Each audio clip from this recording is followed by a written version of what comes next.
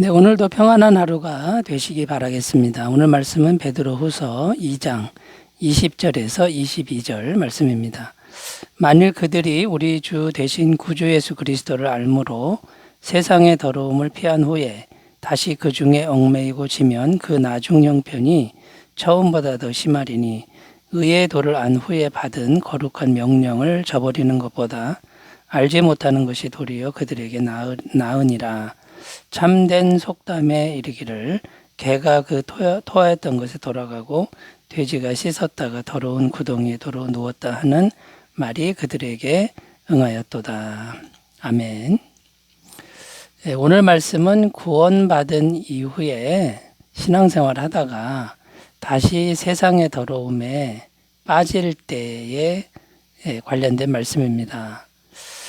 구원받은 이후 신앙생활 하다가 다시 죄악의 더러움에 빠지는 이런 일은 정말 비참한 결과를 가져온다라고 말씀하고 있습니다. 20절에 보면요. 그 나중 형편이 처음보다 더 심하리니, 자, 이렇게 기록합니다.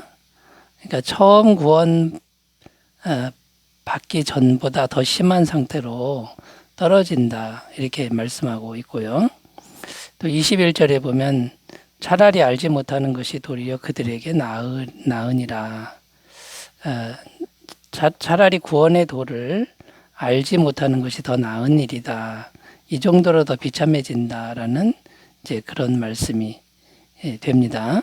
그리고 22절에는 이제 속담을 얘기하는데요. 개가 그 토하였던 것에 돌아가고 돼지가 씻었다가 더러운 구덩이에 도로 누웠다 하는 말이 그들에게 응하였도다. 그러니까 개가 토하였던 걸 다시 먹고 돼지가 목욕한 후에 다시 더러운 곳에 들어눕는 이제 그런 모습이 된다라는 것이죠. 그러니까 구원받은 성도가 마치 개나 돼지처럼 되는 그런 비참한 신세가 된다라고 지금 말씀하고 있는 겁니다. 그러니까 구원받은 성도가 세상의 더러움에 다시 빠지면 안 된다는 말씀인데요. 그런데 이런 일들이 간혹 있다라는 겁니다. 왜 이런 일들이 생기는 걸까요? 그것은 세상의 영의 성도가 졌다는 겁니다. 그 싸움에서 질 때 이런 일들이 이제 생긴다라는 것이죠. 그러니까 성도는 세상 영을 이기는 주님의 능력을 가지고 있는데 이제 그것을 잘 사용하지 못하고 그 영적인 싸움에서 질 때 이런 비참한 일들이 일어난다라는 것인데, 자, 어떻게 하면 성도인 우리가 세상의 영에 지지 않는 삶을 살 수 있을까? 이걸 우리가 함께 생각하면서 은혜를 나누겠습니다. 첫 번째는요, 교만한 마음을 조심해야 한다고 말씀합니다. 야고보서 4장 6절 말씀에 이렇게 기록합니다. 그러나 더욱 큰 은혜를 주시나니 그러므로 일렀으되 하나님이 교만한 자를 물리치시고 겸손한 자에게 은혜를 주신다 하였느니라. 자, 교만한 자는 물리치시고 겸손한 자에게 은혜를 주신다. 이렇게 말씀하고 있는데 세상 영에 지는 이유가 교만이다라는 겁니다. 교만했기 때문에 하나님과 멀어진 결과라는 것이죠. 교만한 마음이 어떤 거냐면요. 모든 것을 내 생각의 주관대로 하는 겁니다. 하나님의 뜻보다 내 생각이 우선되는 거고요. 하나님의 뜻을 밀어내고 내 생각대로 하는 게 교만이죠. 그러니까 하나님 없어도 내 힘만으로 할 수 있다라고 하는, 내 뜻대로 하는 게 더 낫다라고 하는 이런 마음이 교만한 마음이라는 건데요. 이게 뭐가 문제가 되냐면 하나님과 멀어지기 때문에 문제가 된다라는 거죠. 하나님과 멀어지면 자동적으로 이제 마귀의 영역 아래 들어갑니다. 세상 영의 이끌림을 받게 된다라는 거죠. 에베소서 2장 3절입니다. 전에는 우리도 다 그 가운데서 우리 육체의 욕심을 따라 지내며 육체와 마음에 원하는 것을 하여 다른 이들과 같이 본질상 진노의 자녀이었더니, 그러니까 내 마음대로 하는 것은 이게 교만이고 결국 하나님과 상관이 없고 진노의 자녀, 진노의 신분이다라고 말씀하고 있는 겁니다. 이사야 59장 1, 2절입니다. 여호와의 손이 짧아 구원하지 못하심도 아니요 귀가 둔하여 듣지 못하심도 아니라 오직 너희 죄악이 너희와 너희 하나님 사이를 갈라놓았고 너희 죄가 그의 얼굴을 가리어서 너희에게서 듣지 않으시게 함이니라. 그러니까 하나님과 멀어진 게 죄인데 이 죄가 있으니까 하나님이 역사하실 수가 없다라는 것입니다. 그래서 이 교만한 마음이 이게 정말 문제인데 하나님과 단절되게 만든다라는 겁니다. 그런데 반대로 겸손하면 하나님 은혜가 임한다라는 것이죠. 그러면 겸손한 마음이 어떤 겁니까? 하나님을 늘 의지하고 가까이 하는 마음이 겸손한 마음이다 라는 것입니다. 시편 73편 27절 28절 무릇 주를 멀리하는 자는 망하리니 음녀같이 주를 떠난 자를 주께서 다 멸하셨나이다. 하나님께 가까이 함이 내게 복이라. 내가 주 여호와를 나의 피난처로 삼아 주의 모든 행적을 전파하리이다. 그러니까 겸손한 마음은 하나님과 어떻게든지 가까이 하려고 하는 마음이고 하나님을 절대적으로 의지하는 마음이다라는 것입니다. 하나님과 가까이 하면 하나님이 은혜를 주십니다. 하나님의 능력을 주십니다. 이게 이제 겸손한 마음이라는 거죠. 그래서 우리가 세상 영에 이기는 삶을 살려면 겸손한 마음으로 항상 주님을 가까이 해야 된다라는 것이고요. 교만한 마음, 내 뜻대로 하겠다고 하는 이런 마음을 이제 멀리하는 것이 중요하다라는 것이죠. 자, 두 번째로 가보겠습니다. 우리가 세상 영에 지지 않으려면 어떻게 되느냐면요. 말씀을 항상 묵상해야 한다라는 것입니다. 묵상하고 있어야 한다라는 것이죠. 마태복음 12장 43절 45절을 읽겠습니다. 더러운 귀신이 사람에게서 나갔을 때에 물 없는 곳으로 다니며 쉬기를 구하되 쉴 곳을 얻지 못하고 이에 이르되 내가 나온 내 집으로 돌아가리라 하고 와보니 그 집이 비고 청소되고 수리되었거늘 이에 가서 저보다 더 악한 귀신 7을 데리고 들어가서 거하니 그 사람의 나중 형편이 전보다 더욱 심하게 되느니라. 이 악한 세대가 또한 이렇게 되리라. 복음서에 나오는 말씀인데요. 귀신이 쫓겨나갔다가 돌아다니다가 다시 들어온 그런 이야기입니다. 이 귀신이 쫓겨나갔다 이 말은 구원받았다라는 뜻입니다. 그러니까 사람 속에 귀신이 있었는데 쫓겨나갔으니 이거는 성령님이 하신 일이죠. 그런데 이 귀신이 떠돌다가 다시 그 사람을 찾아갔더니 빈집이었다라는 겁니다. 이게 이제 빈집이라는 게 이게 문제인데요. 사람의 마음이 빈집처럼 되었다. 이거는 주인이 없는 집이 되었다라는 겁니다. 이제 구원받았는데 주인이 없는 겁니다. 그러면 이 귀신이 들어와서 자기 혼자만 들어온 게 아니라 다른 귀신 7을 데리고 들어가게 된다. 이제 그런 내용인데요.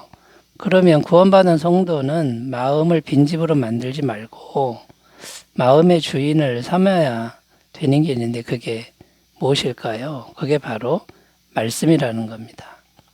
그러니까 구원받은 성도는 항상 말씀이 꽉꽉 채워져 있어야 된다는 거죠. 말씀이 있으면 귀신이 들어오지 못하게 되는 것이죠. 말씀이 없는 심령은 귀신이 계속 들어와서 살려고 한다라는 겁니다. 자, 말씀을 마음에 채우는 것이 왜 중요하냐면 말씀을 채우는 것이 예수님을 모시고 사는 것과 같기 때문이라는 겁니다. 요한복음 1장 12절 영접하는 자 곧 그 이름을 믿는 자들에게는 하나님의 자녀가 되는 권세를 주셨으니 우리가 예수님을 마음에 영접하면 하나님의 권세자가 됩니다. 마음에 예수님이 계시니까요. 또 요한복음 1장 1절입니다. 태초에 말씀이 계시니라. 이 말씀이 하나님과 함께 계셨으니 이 말씀은 곧 하나님이시니라.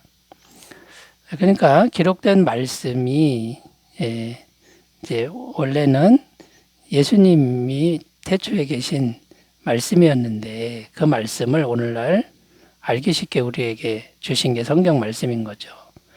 그래서 이 성경 말씀이 우리 속에 풍성하게 거하면 하나님이신 예수님이 거하시는 것 같다라는 것이고 귀신들이 우리 마음속에 들어오려고 해도 들어올 수가 없다라는 겁니다. 그러니까 우리가 세상 영을 이기게 된다라는 거죠. 말씀이 없으면 귀신이 들어와서 우리가 세상 영에, 더러운 영에 이끌릴 수밖에 없다라는 겁니다. 우리 힘으로는 이제 이겨낼 수가 없는 거죠. 자, 그러므로 날마다 말씀을 묵상하는 것이 중요하다라는 겁니다. 시편 1편 1절에서 3절입니다.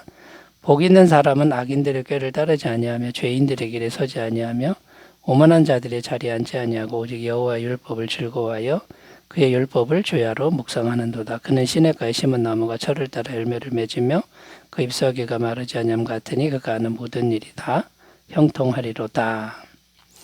하나님 말씀을 계속 묵상하는 사람은 하나님이 계신 것 같아서 모든 일에 형통하게 된다. 곧 하나님의 능력이죠. 하나님의 은혜로 가능하다라고 말씀하고 있습니다. 자, 세상 영에 지지 않으려면 항상 말씀을 묵상하는 삶을 꼭 사시기를 바라겠습니다. 이제 세 번째로 가보겠습니다. 세상 영에 우리가 지지 않으려면 어떻게 해야 될까요? 성도의 자유를 선한 일을 위해 사용해야 한다는 것입니다. 성도의 자유를 선한 일을 위해 사용해야 한다라는 것입니다. 갈라디아서 5장 13절입니다. 형제들아 너희가 자유를 위하여 부르심을 입었으나 그러나 그 자유를 육체의 기회를 삼지 말고 오직 사랑으로 서로 종노릇하라. 여기 자유를 말씀하시는데요. 성도에게 있는 자유는 어떤 자유일까요? 그것은 죄에 대한 자유입니다. 이 죄에 대한 자유는 예수님이 주시는 거죠. 우리가 예수님을 마음에 항상 모시고 있으니 항상 죄 사함의 은혜가 있습니다. 죄 사함의 은혜가 계속되는 것이죠. 예수님의 십자가 보혈로 우리 죄를 계속 씻어주시는 은혜가 항상 있습니다. 그래서 회개하고 예수님만 의지하면 즉시로 용서함을 받습니다. 사죄함을 받습니다. 그래서 더 이상 이제 죄의 정죄감, 죄책감 안 가져도 되는 것이죠. 자, 그런데 이제 이런 게 성도의 자유인데 그렇다면 죄를 막 지어도 되느냐, 아무렇게나 살아도 되느냐, 그렇지 않다라는 것이죠. 그러니까 이런 성도의 자유를 방탕한 삶, 아무렇게나 사는 삶을 사는데 사용하지 말고 그 성도의 자유를 가지고 선한 일을 하라는 겁니다. 그 선한 일이 뭐냐면 서로 사랑으로 섬기는 그런 일을 해야 된다라는 것이죠. 그래서 이런 성도의 자유, 그러니까 언제나 죄로부터 자유케 하는 크신 은혜를 우리가 힘입고 이제 우리가 해야 될 일은 죄와 싸울 줄 아는 삶을 살아야 되고요. 그 다음에요. 이제 죄 사함이 되면 성령님이 항상 계십니다. 그러니까 이제 성령님의 도우심을 기도로 항상 구하는 삶을 살아야 되고요. 또 사랑으로 서로 종노릇하는 그런 삶을 우리가 살아가야 될 줄로 믿습니다. 자, 구원받은 이후에도 세상의 더러움에 빠질 수 있다고 말하는 걸 우리가 귀담아 들으시고 늘 겸손하게 기도하시는 삶이 되시기 바라겠습니다. 기도합니다. 하나님 아버지, 세상의 더러움에 다시는 빠지지 않는 승리하는 삶을 살게 하옵소서. 예수님의 이름으로 기도드립니다. 아멘. 좋은 하루 되시기 바라겠습니다. 감사합니다.